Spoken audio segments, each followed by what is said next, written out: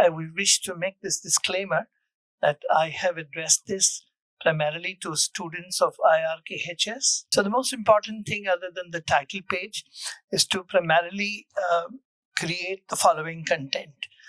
One is the introduction, a background of the study, the rationale for the research, an interim review of the literature, objectives of the research, research questions, methodology adopted, significance of the research, scope of the research, etc. Now, let me tell you that this is one of the first versions I created. Subsequently, based on the comments received from my supervisor, I reworked on the proposal, and certain things like scope of the project, scope of the research was dropped, and many of the things were reworked. But let me first show you the mistakes I made. For this, let's first go to the background of the study. And here too, when the team reviewed my proposal, they said that the background is not sufficient. You need to speak in further details of exactly what is this whole project about. So I had to elaborate on it subsequently. The rationale of the research was also commented upon. And thirdly, the interim literature review does not appear here, should not appear here. It should come in the end, virtually. Most importantly, however, are these two sections. One is the research questions and then the research objectives. So I'm skipping the interim literature review for now. You see, the objectives of the research, as I wrote them first, were not numbered. And the research questions were numbered. And the research questions were 7 in number. As you will notice from the subsequent versions of the same document, what changes have happened. So let me repeat, I did not number the objectives of the research, and I had 7 questions for the research, which were too many as per the expert comments received. And regarding the research methodology, I just wrote 1 paragraph. That again was commented upon, and I was asked to elaborate on this. Now, as far as significance of the research is concerned, there were not too many comments on that, because the focus of the reviewers was on the what we call this was considered to be unnecessary altogether. The focus of the reviewers was on the objectives, or rather was on the background, the objectives, and the research questions.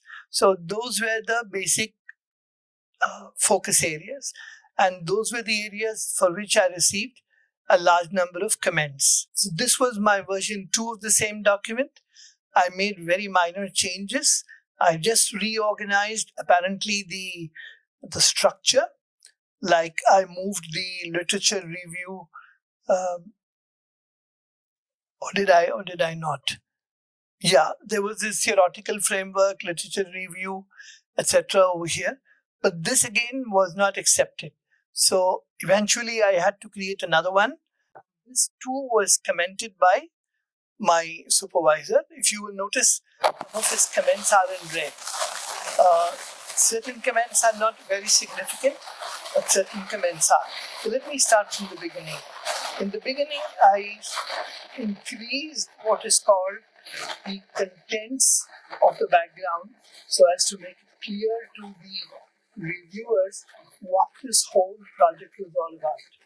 So I added a background to the whole thing, and I kind of elaborated upon what this whole project is about. So that was one of the improvements. But this in red shows my supervisor's own opinion about what was lacking in the document. For example, whenever the name of an important personality is mentioned, you must write over here the date of birth and the year of birth and the year of death of that person. Similarly, when you mention about certain events, then a reference is supposed to be given. And you will notice that in the later versions, I have done all of that. And whenever there are these numbered lists, they must be actually presented as lists, not as an inline points. Notice here again, the names of people don't have dates along with them. Anyhow, so this is common to a lot of other paragraphs that will follow. But what I would like to actually highlight upon is the objectives and the questions, or rather the questions and the objectives. If you would have noticed in the previous two versions that I showed before you, the objectives were not numbered, and similarly the research questions were just too many. For example, now I was told to contain the number of questions to 4, and even in the questions it has to be very clearly worded as a question. For example, my supervisor commented that reconstruct point number 4 or question number 4 in the form of how, why. And I'll show you how I actually reworded it in the next version. And importantly, the objectives of the research are now numbered as lists. And most importantly, the number of objectives cannot exceed the number of questions. And most significantly, the objectives must sync with the questions. Each objective must have what is called a statement which maps to a question. If you will notice here, my supervisor commented on this, write according to the question. So let me go back and then show you in the next version what exactly I did. Or rather, I'll go straight to version number.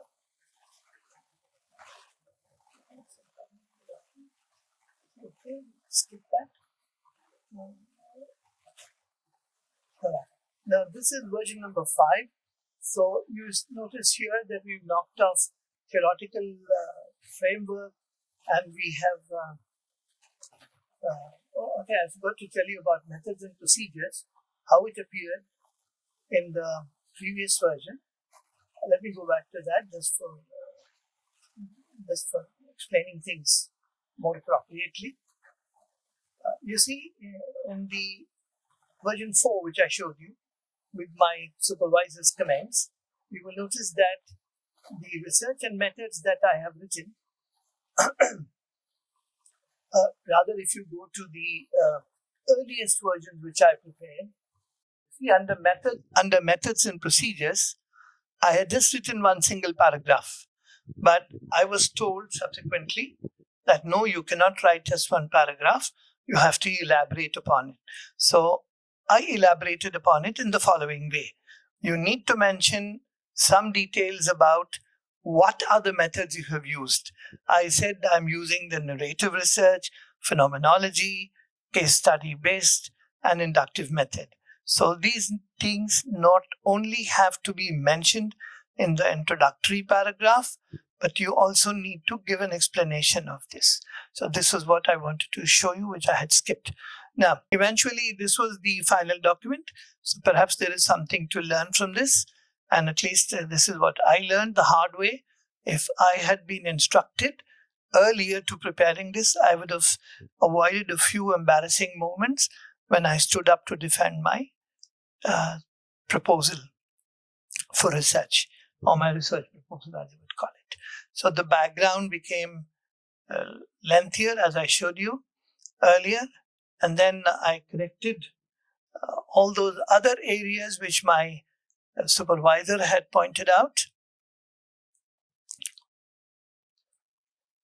Okay, I'm just wondering whether the filming is all coming out right. I'm not much of a videographer, if you see. Now you look at the research questions, they're all formed in the form of what, why, how, etc. So there are only 4 research questions now. Earlier this was framed differently. Now it is framed as how can this phenomenon of.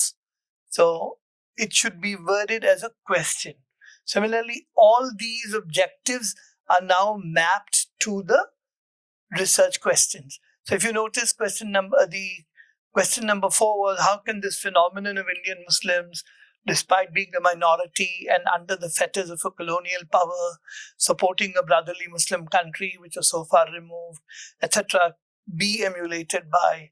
So the research objective was, this research aims at analyzing the factors that created a groundswell of support for the Ottoman Caliphate among Indian Muslims, blah, blah, blah. So these are the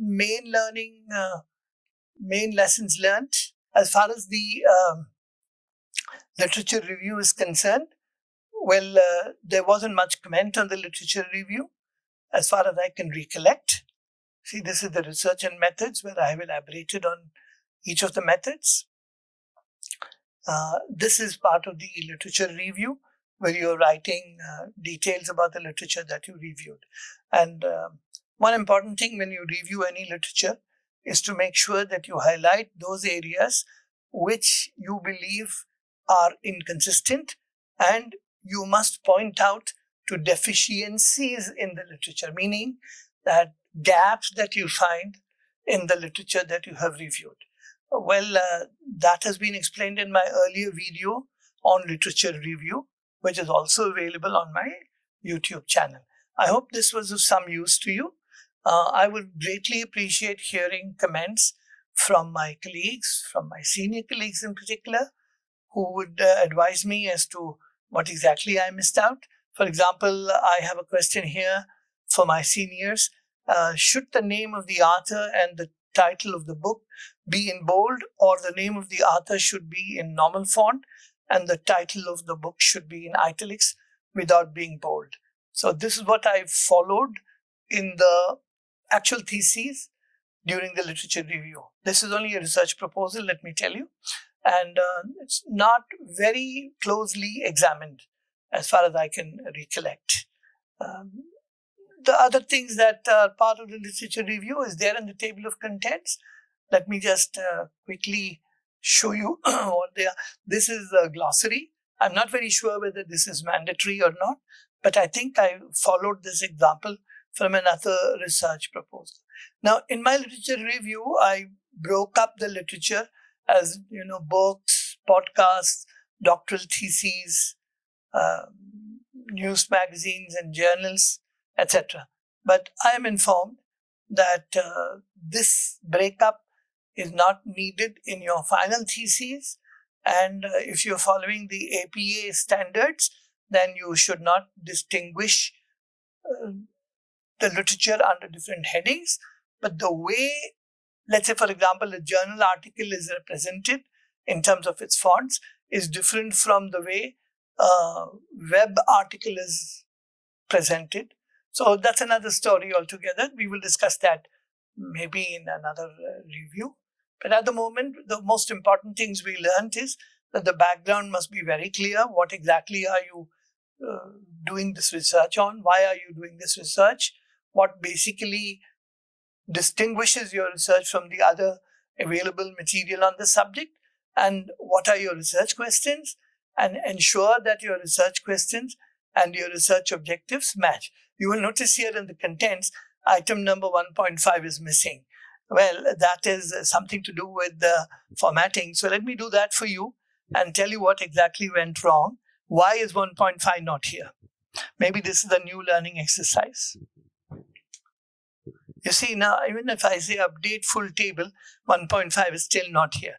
So what could be the problem? Let me tell you what the problem is and how to solve it. One of the ways to solve the problem is to ensure that the same format that is applied to 1.4 is applied to 1.5. Now that you have applied the same format, the table of contents is automatically generated. So the table of contents depends on how you have identified the headings. Now if I say update field and I say update entire table, you will notice item number 1.5 is also now visible. So this is primarily the core content of a research proposal for social sciences, and more specifically for a research proposal in the History and Civilization Department of IRKHS of the International Islamic University, Malaysia. And this recording is dated 4/8/2021, 4th of August 2021. The proposal itself was given on the 17th of Shaban 1440, 3 years ago. 3 years ago. If you have any comments, please post them under the comments box in the YouTube channel. Thank you very much. جزاكم الله خيرا. وآخر الدعوانا أن الحمد لله رب العالمين.